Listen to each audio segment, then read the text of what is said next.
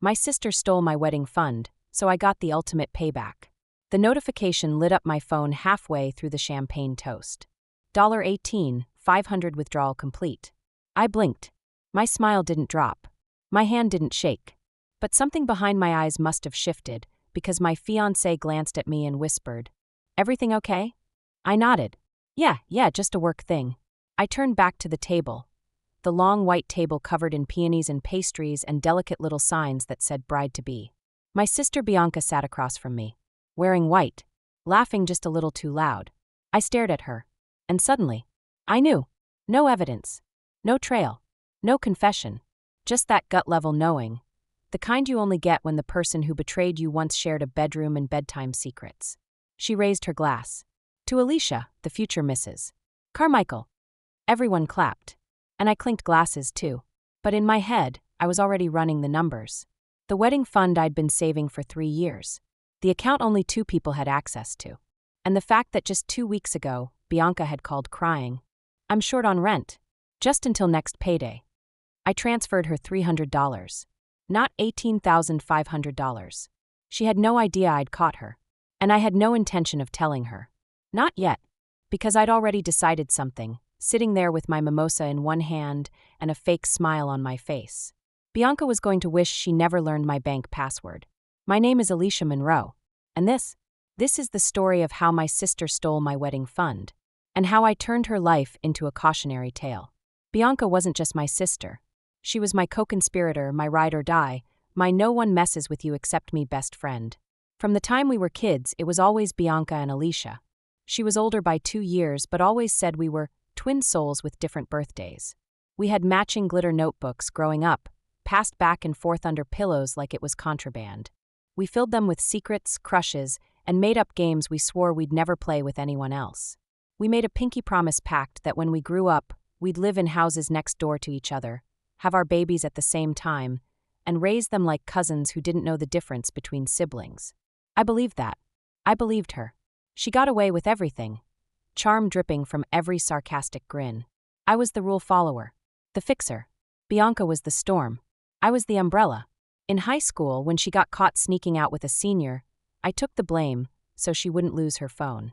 When she wrecked Dad's car, I pretended it was me who gave her permission to drive it. And when she flunked out of college and moved home, I visited every weekend, pretending I just missed Mom's cooking. The truth is, I didn't want her to feel like she'd fallen behind. I graduated, got a job, met Noah, and Bianca was still searching. Searching for purpose, for direction, for something that made her feel important. She'd joke about it. "You're the golden girl, and I'm just the weird glitter that sticks around afterward." I'd always tell her that wasn't true. "You just haven't found your spotlight yet." I meant it. I wanted her to shine. But the thing about people who feel like they're standing in your shadow, eventually, they either step forward or start reaching for the light you worked for. When Noah proposed, Bianca was the first person I called. She screamed so loud on the phone I had to pull it away from my ear. "Finally, you're going to be a Carmichael." She begged to be maid of honor before I could even ask. "I'll handle everything, just say the word." And she did handle everything, at first. She made Pinterest boards, color-coded schedules, even booked the bakery before I'd settled on a cake flavor. I thought she was being helpful. I thought she was being supportive. But in hindsight, she was rehearsing for a role that wasn't hers. She started showing up late to planning meetings, but made it sound like I was disorganized. "Wait, that was today. I didn't have it on my calendar." Then she'd flash a smile and add, "But you've always been the type A1, so thank God you're keeping track." She accidentally ordered the bridesmaids' dresses in her preferred shade of rose instead of the dusty blush we picked together. Claimed the color chart was confusing. And during the engagement party, she wore a full-length ivory gown with a side slit, so dramatic it had to be taped for modesty. When I gave her a look, she laughed and said, "Relax, sis, it's not your wedding day yet." Noah raised an eyebrow.